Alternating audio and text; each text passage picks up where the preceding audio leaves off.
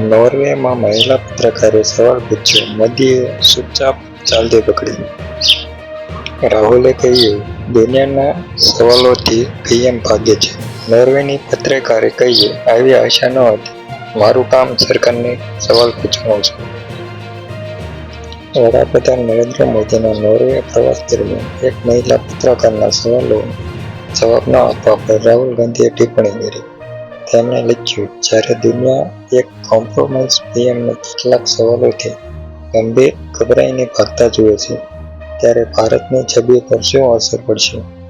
જ્યારે છુપાવવા માટે કંઈ નથી, ત્યારે ડરવાની પણ કોઈ વાત નથી.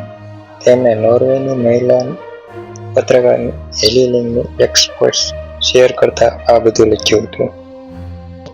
ખરેખર પીએમ મોદીએ સોમવારે નોર્વેના વડાપ્રધાન જોનાર ગાર સ્ટોરે સાથે સંયુક્ત નિવેદન આપ્યું, પરંતુ મીડિયાના સવાલોના જવાબ આપ્યા નહીં. આનાથી નારાજ થઈને નોર્વેની પત્રકાર હેલીલિંગ એક્સ પર નારાજગી વ્યક્ત કરી હતી.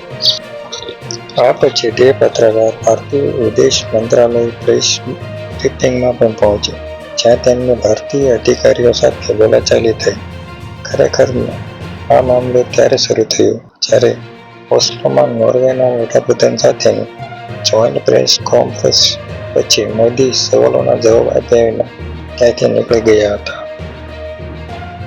આ પછી નોર્વેની પત્રકાર હેલીલિંગે તેનો વિડીયો સોશિયલ મીડિયા પર શેર કર્યો. પત્રકારે પોતાની પોસ્ટમાં લખ્યું, નોર્વે વર્લ્ડ પ્રેસ ફ્રીડમ ઇન્ડેક્સમાં પ્રથમ સ્થાને છે, જ્યારે ભારત 157માં સ્થાને છે. પત્રકારોનું કામ સરકારને સવાલ પૂછવાનું હોય છે. આ તરફ કેન્દ્ર સરકારે મંગળવારે પેટ્રોલ ડીઝલના ભાવમાં સરેરાશ 90 પૈસાનો વધારો કર્યો. આના પર કોંગ્રેસે વડાપ્રધાન નરેન્દ્ર મોદીને મોંઘવારી મેન કહ્યા છે. કોંગ્રેસ એક્સ પોસ્ટમાં લખ્યું, જનતા પર મોંઘવારી મેન મોદીનું ચાબુક ફરી ચાલ્યું. પેટ્રોલ ડીઝલ 90 પૈસા મોંઘું કરી દેવામાં આવ્યું. મોદીએ છેલ્લા 4 દિવસમાં 4 રૂપિયા વધારી દીધા છે.